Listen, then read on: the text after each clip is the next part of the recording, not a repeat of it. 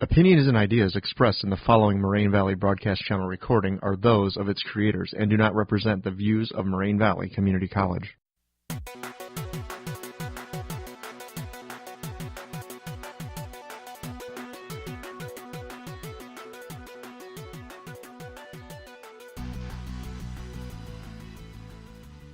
Hi listeners, today on the Fab Four Podcast, Food for Thought, we're going to be talking about the Fight for 15. And it's going to be with Brittany, Carmen, Erica, and Sean. And for our first topic, it's going to be about the positioning on how do you feel about the Fight for 15. So how I feel is, at first, I wasn't, totally for the Fight for 15, but, reading it, it goes way deeper than just a regular person wanting 5 for 15. There's a single mother specifically who talks about how she doesn't have enough to provide for her family. $9 wasn't enough. She wanted more. So it's more than just fast food workers to me, honestly. I agree. From the text that I read, I've noticed a lot of people can't even get by and pay for their family, pay for food, send them to school. They have to have multiple jobs, and I just don't think that's fair for anyone to live like that. I noticed that a lot of them, they want to be able to support themselves and not rely on welfare, although because of what they're getting as far as the minimum wage or as far as hourly, they do have to rely on all of that. And I know that that's not something that they're proud of. At least that's the vibe I got from the readings. After reading the articles, I was for the case against it. Then I will say right now I am taking the side for it because my position changed when I learned that about the history of it and the movement of it. I thought at first it was just fast food workers, but actually it started from fast food workers, and then it now includes healthcare workers, adjunct professors, and then others. So it totally changed my positioning regarding the issue. So I noticed that on social media, from my personal experience with my Facebook and stuff, I have a lot of friends that are nurses, and they just think that everyone who works fast food, although the Fight for 15 is more than just the fast food workers, but they think that a lot of the fast food workers don't even deserve the $15 an hour because they don't do anything, they don't go to school or anything, they don't do anything that makes everyone else think that they should. Yeah, I agree. Personally, for someone that just works in retail, it's kind of, for a person that actually has a degree and, stuff like that, for them, it just, it's kind of petty to them because it's just, I had to do all this work to get here, and then, you literally just flip burgers and you get paid $15 an hour. I could be doing that, honestly. Right. Yeah, at first when I was thinking about this, I was really against it, but now I'm for it. But at first, I thought it was only for fast food workers, and I work in a school as a teacher's aide, and I make less than $15 an hour, so I thought, why would they make more than I make? But when I learned it would be for everyone, I changed my mind, which probably not for the best reasoning, but now I'm for it. Opinions on this topic across social media are mostly against the Fight for 15. They say that the effect would reduce the employment because of all the higher wages. And when I found out that on the articles, when the leading economists in the LA Times, it says the article that says, does a minimum wage hurt workers? Their answer for the economists was we don't know. 38% say that they were uncertain.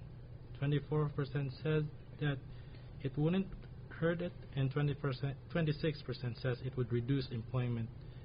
But then the result would be better because the CBO, the Congressional Budget Office, finds that raising the minimum wage to $10.10 would benefit 16.5 million workers and then raise the middle-class families. Also on social media, they said that the product would cost more if employees are being paid more. And then that's not the case if you see the Big Mac index. In Australia, they have paid anywhere from 6 cents to 70 cents extra for their Big Macs compared to Americans, and they get paid $15 an hour. Also, one of the CEOs for the Wet Sauce Pretzels in California says that when the minimum wage raised, his business actually boosted. So mostly the arguments that were posted in social media weren't backed up by real-world facts. I agree with what you said, like how a lot of people think that just because the minimum wage is being raised, automatically that means that they have to raise the wages of Big Macs and everything, because there's even a meme out there that shows the U.S. minimum wage versus the Big Mac price, but like you said, in Australia, how their minimum wage is higher. The Big Mac is literally like 6 cents more than what we charge here in the U.S. So, and their minimum wage is, what, $8 and a few change more than what our fast food workers get paid here. I mean, I know like a lot of the internet memes are against the 5 for 15, but I think it's because those memes are made by a lot of the people who like are against it, but they also think that the fast food workers are like, I guess their position is belittled compared to theirs, like they're more superior, I guess. There's another meme that I saw that it's an EMT and it says they make $9 an hour, and then how McDonald's workers would make $15. And I'm pretty sure an EMT worker made that, and some people who work in those type of jobs, they are really mad about it because they don't feel it's fair that people who are flipping burgers would make $15 an hour when they're still making minimum wage. And like I said, at first I didn't think that way completely, but a little bit of me thought, like, why can't I make that much? But now, seeing all this stuff, I completely agree now that everyone should at least be making $15 an hour. Yeah, I agree. Like, it goes way deeper than just a fast food worker, like, wanting more money. Like, but then again, like, someone doesn't know what it's like until, like, they go in their shoes.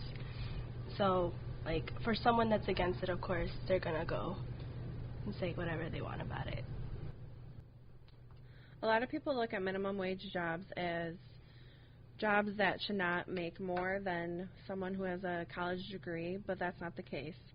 Workers with a degree will most likely get a raise at the place they work at when they start hiring the wages for fast food workers or retail workers, because if their wage already is $15 or above, then they're going to have to go up a little bit more to make them want to stay, because they could just leave and go work at a fast food place.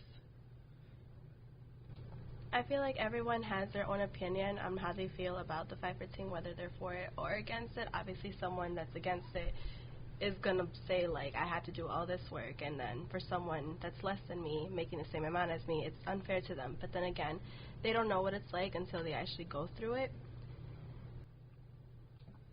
I agree with you. Like, a lot of the opinions that we see online or anywhere in general are usually 9 out of 10 times against the 5 for 15, but I think that's also because, like you said, they haven't themselves been in it, because I don't think someone who is a mother of 3, who has to work 2 jobs, who has to also be relying on welfare, is doing that by choice or because she doesn't want anything better for her. Like, obviously, I think she would want to get an education if she could, but sometimes a lot of people don't have that luxury.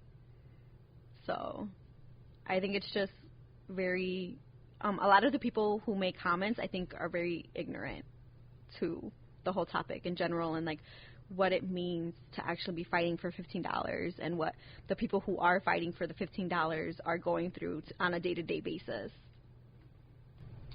I think the general public feels the way they do because of the terms being used, such as burger flipper and Whopper assembler.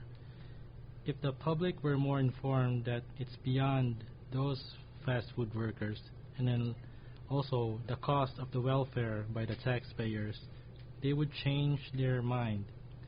If they were more informed about the personal stories of the people and how the big companies can afford paying them, they would start to think more before saying that they don't deserve it. And then from the personal stories, the fast food workers worked for a lot of years and they had little to no raises. So asking for the $15 is not giving them a big raise. It is more of compensating for the 10 years that gone by which they have not gotten a raise. In conclusion, in our opinions, we all agree that the wage should go up to $15 an hour. It would be beneficial for all the workers in retail, in fast food places, anywhere with minimum wage or lower. But some people will definitely not agree with that. They think that it should stay where certain people can't live off of how much they make. Well, that wraps up today's episode of Food for Thought.